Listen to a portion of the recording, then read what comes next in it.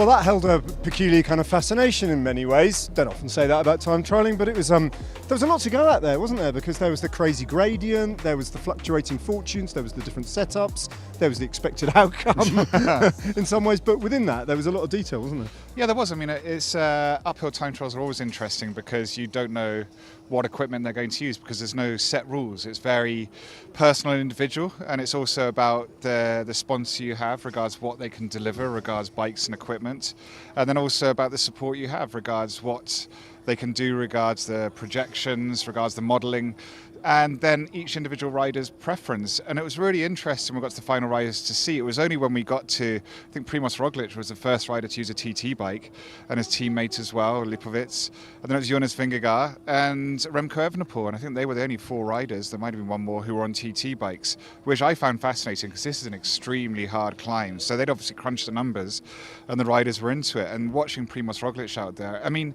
we've been kind of watching Primoz Roglic and he's on holiday and kind of pretending that it's like, what's he doing? And then you see him do a time trial like today and you just remind yourself of his professionalism, because there's very few riders who do the training, who do the work to be able to do a time trial like today and stay in the position the majority of the climb. It's so difficult to do that.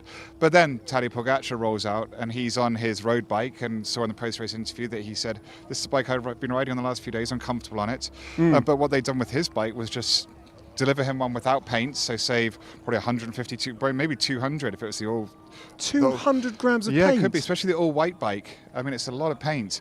But they'd gone as far as taking the bar tape off. Now, this I found fascinating, right? Because it's hot. Yeah.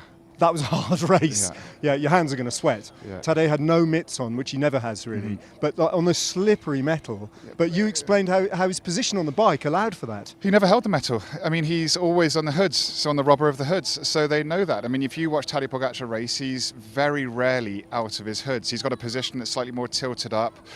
He only ever goes into the drops if it's effectively for an actual sprint, either a finish sprint or a bonus sprint. Otherwise, he's never in it, and he very rarely sits on the tops as well. So they thought, well, actually, we don't need the bar tape. You're not going to be in the drops. You're going to be in the hoods. There goes one of his white bikes. There we go. Yeah. So that's a lot of paint. That could even be like 250 grams of paint. The rainbow bands themselves, 50 grams of colour. Yeah. So it's really interesting to see, and it delivered. But what was telling, we knew immediately, because the fast section of the course was the first 4Ks, and you'd expect Remco Evenepoel, Primoz Roglic, Lipovic to take time there. But actually, Pogačar, even on his road bike, came through faster. Fantastic performance from Oscar Onley. Fantastic performance from Florian Lipovic on a day where Remco Evenepoel really suffered, and potentially his podium place suffered a very credible blow today, didn't he, against Lipovic, before we get on to talk about Onley. I think the tell with Remco Evenepoel is yesterday had a bad day. There was a hope that maybe it was a bad day, that journée de sans, as they say in French. But today it looks like we're in a decline because he didn't recover from yesterday. He didn't look good. He lost time. And I think as well he got caught by Vingegaard, which is going to be hugely demoralising.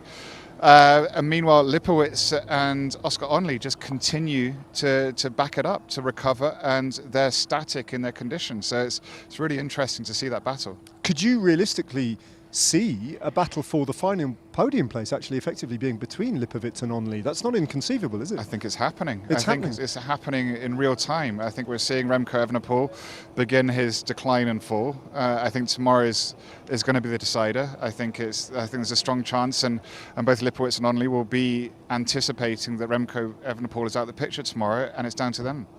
Well, in a word, crikey. Let's hear from Oscar Onley. Well, Oscar, another day, another dose of punishment in the Pyrenees, but how do you feel it went?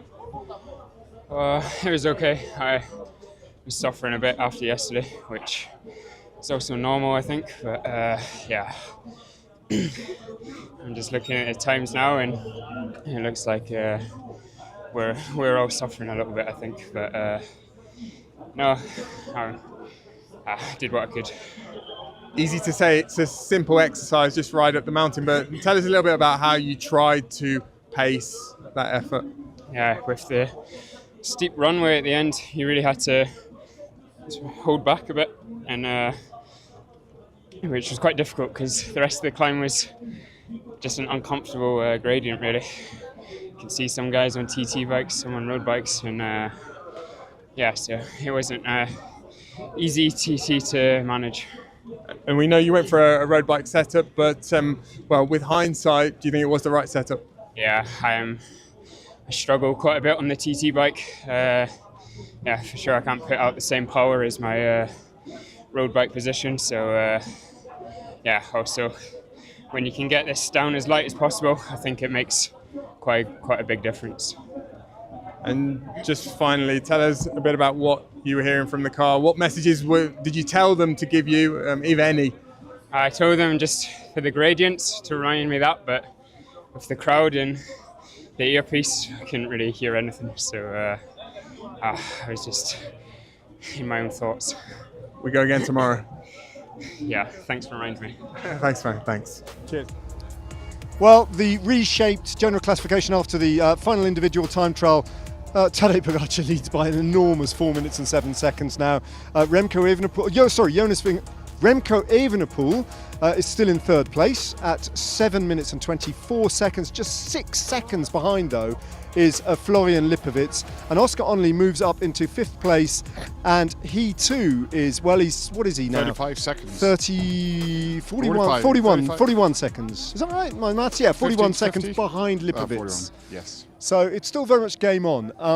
But Oscar Onley, I mean, what do we know enough about him, how he's going to cope tomorrow, how he's going to cope in the Alps, or does he not know enough about himself? I mean, it's a bit of a voyage of discovery, isn't it? That's exactly that, and I think, but it's interesting in a Grand Tour, there are very few surprises in the sense that we're deep into it now. It's stage 13 and he's backing up, so I think it bodes well. I mean, I think even if it all fell to pieces tomorrow, it's not the end of the world, because what he's done is incredible, but I have a feeling the way he's going doesn't look like it's going to fall to pieces.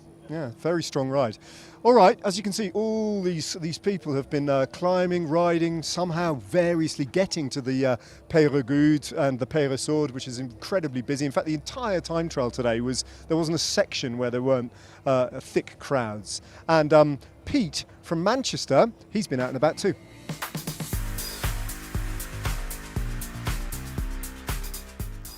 Hi, I'm Pete and welcome to beautiful sunny Manchester, where it has been gorgeous. So I've bought the seat outside and I can watch ITV4 while just peering through the patio doors, and this has to be the best seat in the house because you're outside in the sunshine, as the Gallagher brothers would say, and watching the telly.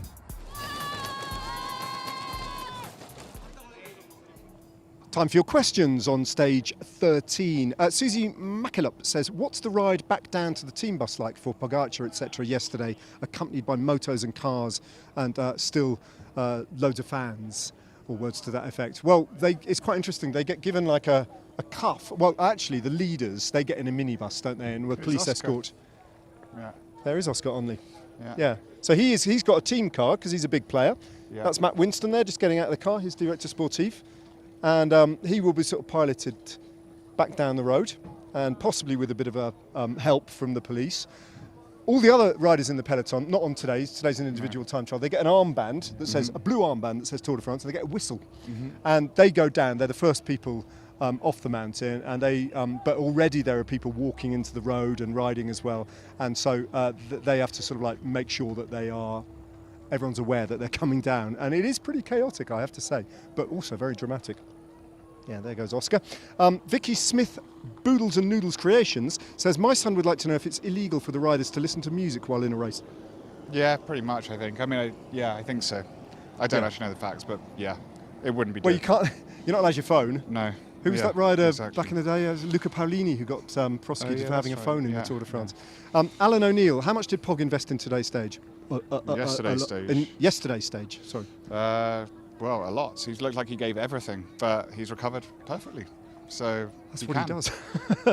And Shelley Snail, a question for you at ITV Sport. Back when Cav rode his first Tour and won his first sprint in the 2000s, the team withdrew him from the race about 10 days into the Tour. Seeing Oscar Onley's utter exhaustion yesterday and knowing how young he is, do you think Team Picnic Postanel should be sheltering this young rider a lot more? I don't think he'd want to leave. No, it's a very different situation. He's experienced as well. He's been around at the highest level for 3 years, even though he's only 22. So, no, he's here to stay in Paris, isn't he?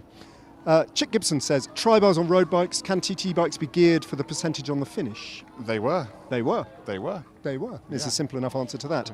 All right, the greatest rider knockout competition. It's still going. There's Remco Evenepoel just coming past our position now. Remco Evenepoel, of course, one of the greatest riders of this generation, but the all-time knockout, which is going to your public vote. It's very close at the moment between Bradley Wiggins and Jacques Anquetil, and the final pair being Jonas Vingegaard and Sean Kelly. So please do cast your vote. That is still ongoing, and every vote matters, as it does in every kind of election and public vote. All right, just watch your back there, Tommy.